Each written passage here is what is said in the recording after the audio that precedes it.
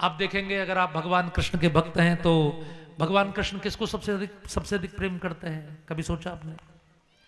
सबसे अधिक प्रेम वो महाभारत में पूरे अपने भागवत में अर्जुन को करते हैं।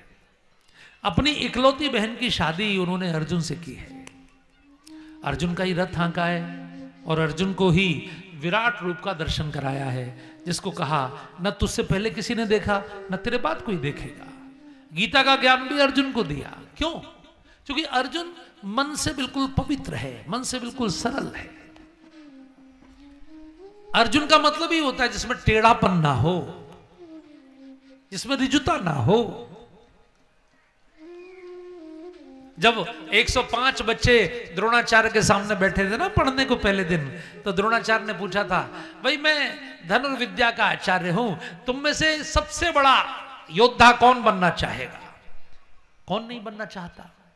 सब बच्चों ने, 105 बच्चों ने हाथ खड़ा किया, हम बनना चाहते हैं। द्रोणाचार्य ने अगला प्रश्न पूछा, जिसको मैं सर्वश्रेष्ठ धनुर्धर बनाऊंगा, उससे अगर मैं उसका सिर मांगूंगा गुरु दक्षिणा में, उसको सिर देना पड़ेगा।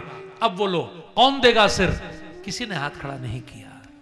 उस समय एक बच्चे ने हाथ खड़ा किया 105 में से, और उस बच्चे का नाम अर्जुन था। उसने कहा गुरुदेव मैं दूंगा। इसलिए गुरु ने जो विद्या अपने बेटे को नहीं सिखाई वो अर्जुन को सिखाई। वो इतना सरल है कि द्रौपदी को उसने जीता स्वयंवर में, लेकिन माँ ने कहा भाई 5 शादी करेंगे, तो उसने कहा कोई बात नहीं। ये पूरा साम्राज्य उसने जीत कर दिया। लेकिन वो गौ का इतना बड़ा भक्त है, हमें अर्जुन से गौ भक्ति सीखनी चाहिए। गोपाल ऐसे ही थोड़ी उस पर फिदा है, गोपाल ऐसे ही थोड़ी उसे गीता सुना रहे हैं। जब वो इंद्रप्रस्थ साम्राज्य में पांडव राज्य कर रहे थे, पूरे विश्व के सबसे बड़े राजा हो गए थे, इतना शानदार महल बन गया था। उस समय एक ब्राह्मण अर्जुन के पास आया और उसने कहा डकैत मेरी गायों को लूट कर ले जा रहे हैं, महाबली अर्जुन रक्षा करो।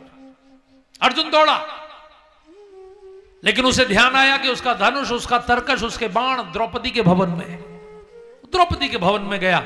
लेकिन वहां महाराज युधिष्ठिर अंदर थे, और इन 5 भाइयों में यह समझौता था कि अगर एक भाई अंदर है तो दूसरा प्रवेश नहीं करेगा, और अगर कोई प्रवेश करेगा तो प्रायश्चित में 12 वर्ष वनवास जाना पड़ेगा। अर्जुन ने वनवास की चिंता नहीं की। देखिए गायों की रक्षा के लिए वो अंदर गया, तरकश लाया, धनुष लाया, डकैतों को मारा, गाय वापस की ब्राह्मण की, और बिना किसी को बताए 12 वर्ष वनवास चला गया।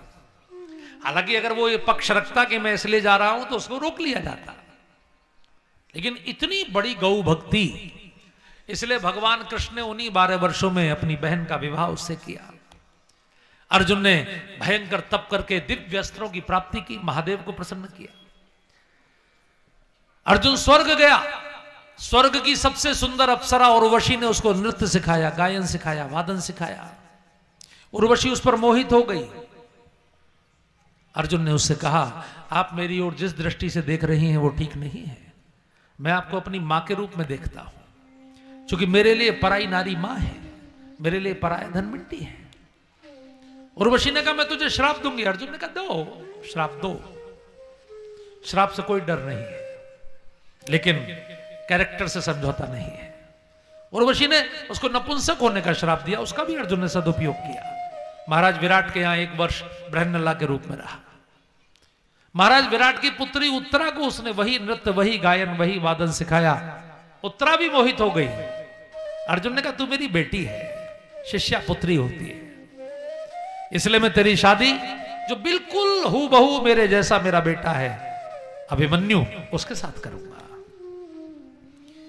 ये जो कैरेक्टर है, इस पर भगवान रीझ जाते हैं। न जाने कौन से गुण पर दयानिधि रीझ जाते हैं, यही सब संत कहते हैं, यही सब ग्रंथ गाते हैं।